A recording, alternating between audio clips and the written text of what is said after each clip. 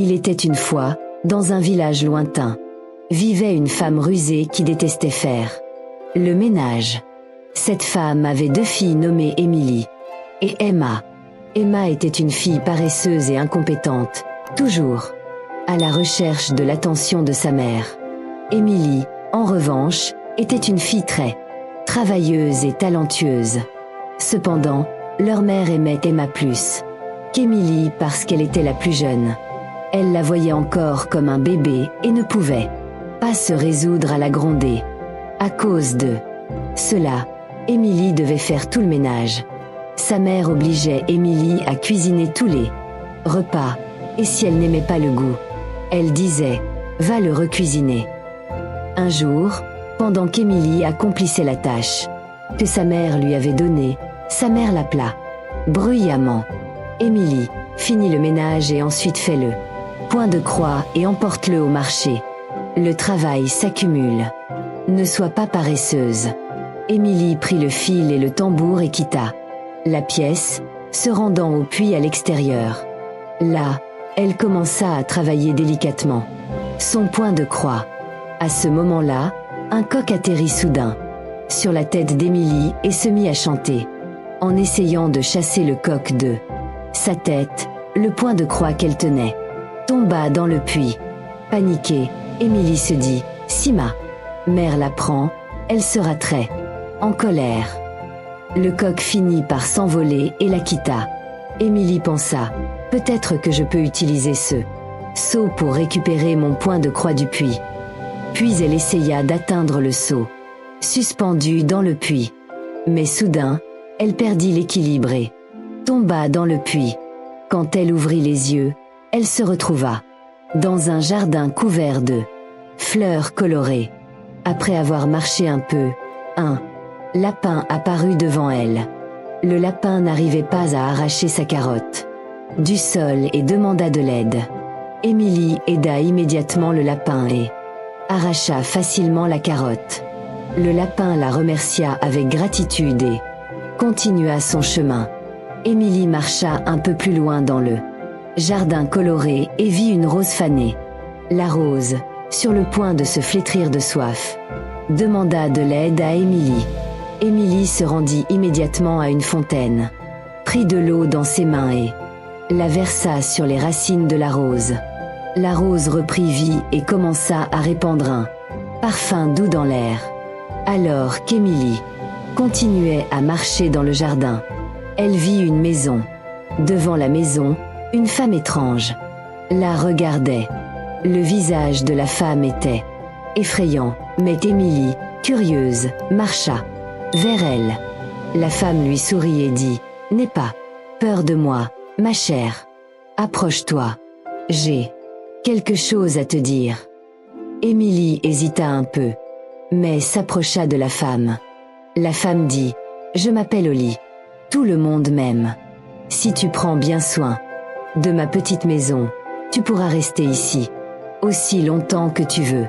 Tout ce que tu as à faire, c'est couvrir mon lit de plumes chaque matin. » Elle n'en manqua pas un seul jour.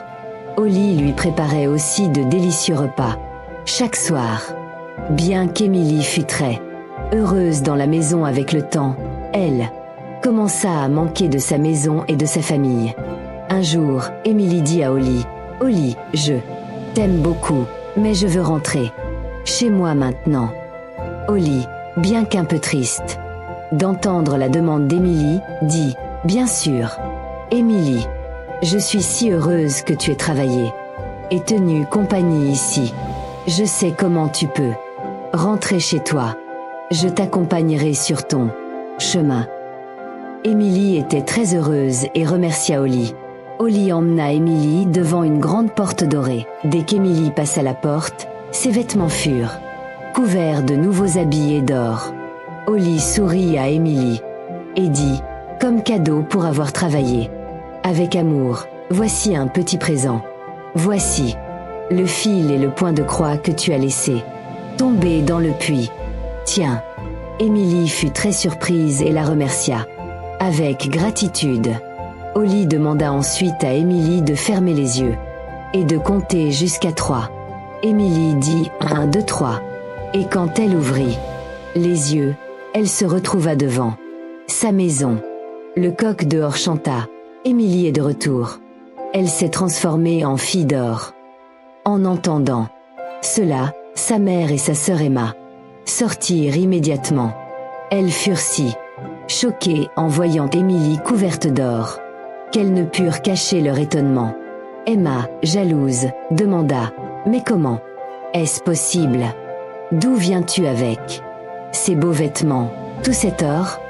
Sa mère, inquiète, dit à Émilie « Ma chère fille, j'étais si inquiète pour toi. Dis-moi, où as-tu trouvé tous ces bijoux en or ?» Émilie raconta à sa mère le temps qu'elle avait passé avec Holly et combien elle l'avait aidée. Elle dit aussi que tout l'or qu'elle portait était une récompense pour son aide. À ce moment-là, sa mère, pensant que la même chose pourrait arriver à Emma, l'envoya avidement au puits. Emma jeta d'abord le point de croix et le fil dans le puits, puis sauta après eux. Quand elle ouvrit les yeux, elle se retrouva dans le même jardin mystérieux où Émilie avait été. Après avoir marché un peu, elle vit un lapin. Le lapin demanda de l'aide pour arracher sa carotte, mais Emma refusa de l'aider. Elle vit une rose faner un peu plus loin et la rose lui demanda de l'eau. Emma dit « Je ne peux pas te donner d'eau » et passa à côté. Finalement, Emma arriva à la maison de Holly. Holly, comme elle l'avait fait avec Émilie, l'invita à entrer. Elle expliqua à Emma la tâche qu'elle devait accomplir et lui dit « N'oublie pas, chaque matin, tu dois couvrir mon lit de plumes. » Emma travailla bien le premier jour, couvrant le lit de plumes. Cependant, au fil des jours, elle commença à éviter de travailler. La maison était devenue de plus en plus sale. Elle avait oublié de couvrir le lit de plumes. Holly, voyant la paresse d'Emma, se mit très en colère et dit « Je pense qu'il est temps pour toi de rentrer chez toi. » Emma était très heureuse car elle avait hâte d'obtenir les bijoux en or et les beaux vêtements.